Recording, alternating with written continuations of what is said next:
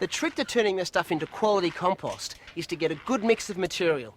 Add manure and water, build it up to a cubic metre, then give it a regular turn. This simple setup has been made using salvage timber and corrugated tin. New material is loaded into the first bay.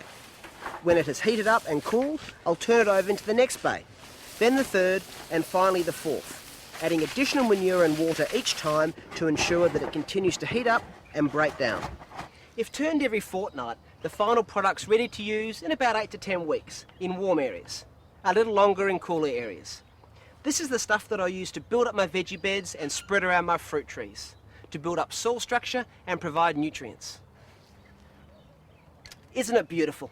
I could just about curl up and go to sleep in it. Well, now that I've got my watering system set up and my soil building program's well underway, it's time to get on with some serious planting. And for that, I'll need to get propagating. By setting up a well-organised home nursery area, I'll be able to produce loads of plants cheaply and easily. And as always, with a bit of preparation and planning, the whole process will be a pleasure rather than a chore. Nursery plants need regular attention, so I've placed it on the edge of zones 1 and 2, right next to the workshop. It's clearly visible from the back door, so I can see if the plants need watering. It also has good access from the driveway, so I can cart in soil, pots and plant stock. The key features of the setup are an undercover workstation with a potting bench, a trough for washing pots, and storage areas for pots, trays and tools. An old whiteboard comes in handy to jot down notes, and a pin-up board is perfect for pinning up envelopes full of seeds. There's a shade frame for protecting new plants, and a general purpose bench that can be used for hardening off plants after being under shade or for resting portable cold frames on during the cooler months. The benches are positioned in full sun and are made from metal, as wood can harbour fungal diseases. The shade frame has a hood of 50% weave shade cloth that can be rolled right back in winter months. And both benches are mounted on casters, so I can easily roll them out of the way if I need to get access through the garage and up the driveway. There's a number of ways to propagate plants, the simplest being from seed, taking cuttings, or by division. So let's start by sowing some veggie seeds. Pots and trays are easy to come across. Most people have a stack in the back shed. These small tubes are perfect for veggie seedlings. Wash them to remove any dirt, then soak them in a bleach solution to sterilise them. I'm using a good quality propagation mix which is suitable for both raising seedlings and for striking cuttings. It holds moisture while still being free draining. Unlike potting mix, it doesn't contain any fertiliser, which means the young plants work harder to develop strong roots. These tomato seeds are easy to handle, so I can place one seed in each pot. With smaller seeds, I sprinkle them on and thin out to the stronger seedling in each pot, a week or two after germination, to prevent crowding. Once a tray of pots is sown, I immediately write down the plant name, variety and date on a label so I don't lose track of what I've just sown. It's the same process as for capsicums, eggplants and chilies. The really big seeds, like beans, melons and corn, I'll directly sow into the garden. Root crops, like radish and carrots, are also best directly sown into the garden because the transplanting process can damage the root, causing stunted tubers. Once I've done a few trays, it's out to the shade frame for a gentle watering in. Hand watering is the most efficient way to water small benches. Be sure to use a gentle misting nozzle so you don't blast the seeds out of their pots. One of the best things about growing your own from seed is that you can use non-hybrid stock that remains true to type. In fact, the only way that will keep these wonderful heirloom varieties alive is by growing them in our own backyards, carefully saving the seed and then sharing them with friends and neighbours. Now it's back to the potting bench to take some softwood cuttings. Most herbaceous perennial plants will readily take from cuttings, particularly when done during the warmer months. Plants like wormwood, cistus and pelargonium are amongst the easiest. Cut lengths of healthy stem into 7cm pieces, making sure that several buds or nodes are visible along the length. Remove all the leaves from the base and off the top by 2/3. Then stick it into a pot. It's that easy. Keep them under shade until they establish and then harden them off before potting on or planting out. This simply involves gradually exposing them to full sun so they toughen up. In dry weather, placing a plastic cover over the top will increase the humidity and prevent them from drying out. Make sure there's still adequate ventilation to prevent the chance of fungal diseases. Now, some plants are a lot fussier, requiring bottom heating and rooting hormone to get them going. Cut your teeth on the easy ones and take it from there. Another simple way to propagate is by division. Most running and clumping plants can be divided. Cannas, coastal swordsedge and lemongrass all fall into this category. Now, you can be as delicate or as drastic as you like. You can take the younger plants from the outside of a mature plant without causing much disturbance, or you can get stuck in there with a spade, dig it up, carve it up and pot it up. A handy tip is to keep 2 pairs of secateurs. A good, clean, sharp pair for taking your cuttings and an older pair for getting stuck into the roots. Well, I'm off to roam the neighbourhood in search of plant stock.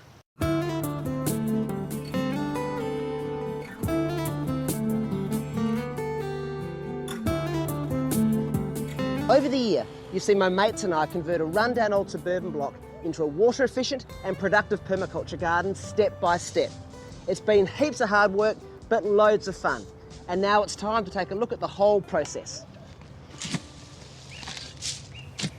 It started with a sound design. By observing and noting summer and winter sun paths, wind direction, slope and view sectors, trees and structures are placed so as to provide shade in summer whilst allowing warming winter light in.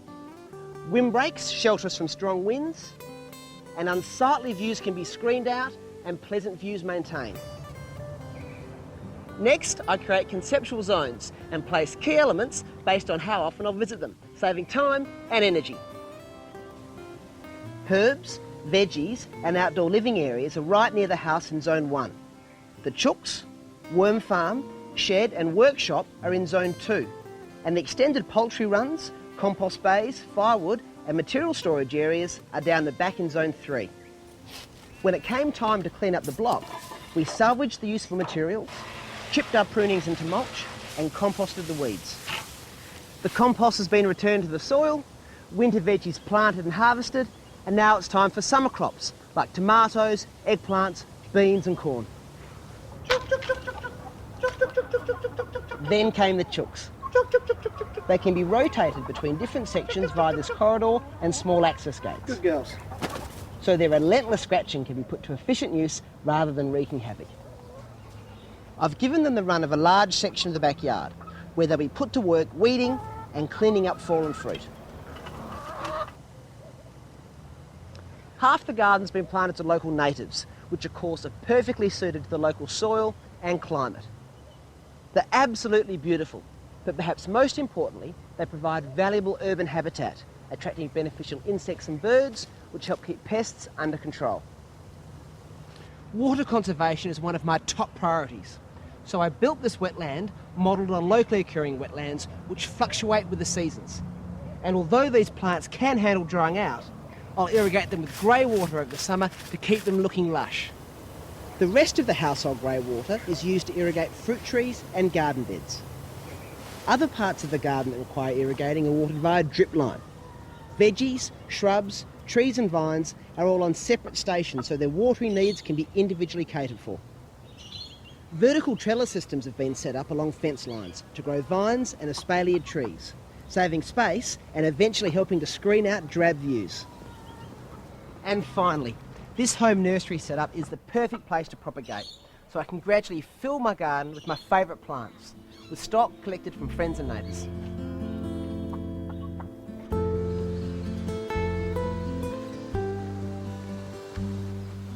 In this small area in front of the house, I'm going to get stuck into plant stacking. It involves creating a number of layers in the garden to maximise the use of space. Now, with a bit of thought, planning and careful species selection, in this small area of around 15 square metres, I'm going to be able to squeeze in over 30 productive, edible, useful and beautiful plants. I started planting out this bed last winter, but it's looking a little tired after a long hot summer, and I'm really keen to get it cranking again. I reckon the cool of winter is perfect for landscaping. I've already made a start by putting in some paving. Now with the plant stacking, I'll start at the back.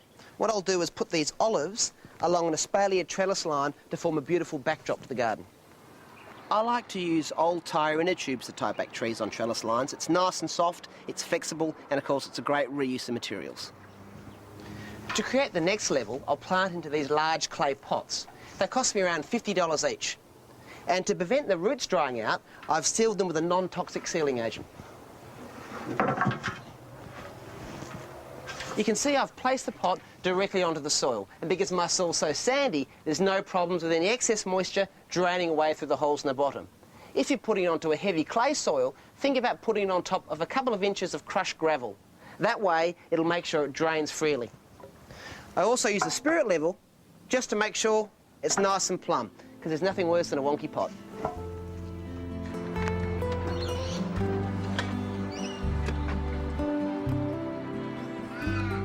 Growing in pots also allows you to cater for plants that like a different type of soil to other plants in the garden, such as these blueberries. I'm planting them in an azalea potting mix because they like a slightly acidic soil, just like azaleas do. In the next pot, I'm planting a dwarf pomegranate, which only grows to about 600 mil. And in the shallow pot, strawberries. It's easy to access, and of course it gets it up and out of the way of bobtails and slaters. Having these fruiting plants in pots really gets them out of the way of neighbouring competing plants. Putting large pots into the garden bed like this also gives it a great feel of instant structure. In between the pots, I've got a bay tree, which I keep pruned right back to a good shrub size. I've also got a series of pelargoniums with different leaf shapes, and it gives great texture. And when the pelargonium leaves rest against a warming clay pot on a hot day, they will release the most wonderful scents. The third layer down in front is all my rambling herbs. Now the area faces north, and it's right along this hard pathway. So it's quite hot and tough. So I've planted a range of Mediterranean herbs that thrive in these tough conditions. I've got marjoram, winter savoury, thyme, prostrate rosemary, all sorts of things. Now when the path went in, some of them got knocked about, so I'll simply replant those. But the tougher ones that have survived are ready for a good haircut. Around the corner is a little pond. I built it last year to bring frogs to the garden. These cannas make a great backdrop, but they can also run rampant. So I've dug in these pieces of corrugated iron to keep the roots contained. Lemongrass will help too, because their thick, matted roots help to restrict the canna's running rhizomes. And right down the bottom, I've got all my mints. There's eau de cologne mint, spearmint, and peppermint. Now, down here, they really are trapped between a rock and a hard place, so they can't escape and strangle the rest of the plants. They also do well from all the moisture and nutrients coming down from above. Now, once I cover all these plants with this lovely loosened mulch, it's going to look absolutely beautiful. So you can see what I've done. I've managed to squeeze a heap of wonderful plants into a really small space. We've got the espaliered olives at the back. We've got some fruiting plants in large pots in between. In between those, some hardy, useful shrubs and plants and fruit trees. Down below, a range of sprawling Mediterranean herbs that will spill out onto the path. Now, there's a lot of plants in here, but because of the stacking or layering effect, there's going to be reduced competition. But they'll still provide really good microclimate and protection to one another, which is important in this north-facing, hot and quite harsh site. Now, the whole thing's irrigated on drip irrigation, of course, so it's water-wise as well. I reckon in a few months' time, this is going to look fantastic.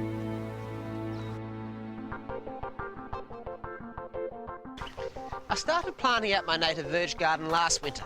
So now, 12 months on, it's time to reassess successes and failures, as well as finish planting it out. Now, these grass trees have done beautifully. They've never looked back. The Zamia palms, on the other hand, really struggled. They dropped all their leaves, and I thought I'd lost them, but they've come back beautifully. And look at these grevilleas. They are just loving life. And now for the not so good. My mature clumps of native iris and conostylis have carked it. And the reason's quite clear. They've been swamped by velgrass, a particularly nasty and invasive weed that's really common in bushland areas.